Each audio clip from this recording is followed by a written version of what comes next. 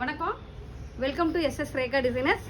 இன்னைக்கு என்ன டிப்ஸ் சொல்ல போகிறோம் அப்படின்னு பார்த்தீங்கன்னா, நிறைய பேர் இந்த ஷோல்டர் வந்து லூஸ் ஆகுது, ஷோல்டர் கரெக்டாக ஃபிட்டிங் உட்கார மாட்டேங்குது அப்படின்னு நிறைய பேர் நிறைய கம்ப்ளைண்ட் சொல்லியிருக்கீங்க. இங்கே பாருங்கள், இது பார்த்தீங்கன்னா பாடி லூஸ் பார்த்தீங்கன்னா ஒரு 36 இன்ச்சு பாடி லூஸு.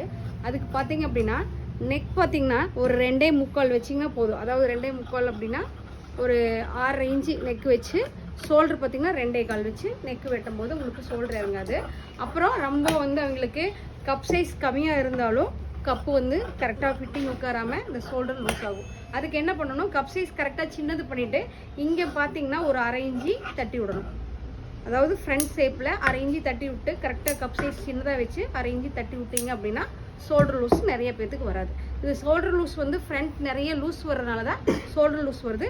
ஃப்ரண்ட்டில் ஒரு 1/2 இன்ச்சு கம்மி பண்ணிவிட்டு, பேக்கில் ஒரு 1/2 இன்ச்சு எக்ஸ்டெண்ட் பண்ணிவிட்டு, ஃப்ரண்ட்டில் 1/2 இன்ச்சு கம்மி பண்ணிவிட்டு, டாட் கரெக்டான சைஸில் டாட் கம்ப்ளீட்டாக கரெக்டாக பிடிச்சிங்க அப்படின்னா ஷோல்டர் இறங்கி வராது. எனக்கு தெரிஞ்ச டிப்ஸ் சொல்லியிருக்கேன், எப்படி இருக்குன்னு ட்ரை பண்ணி பாருங்கள். நன்றி, வணக்கம்.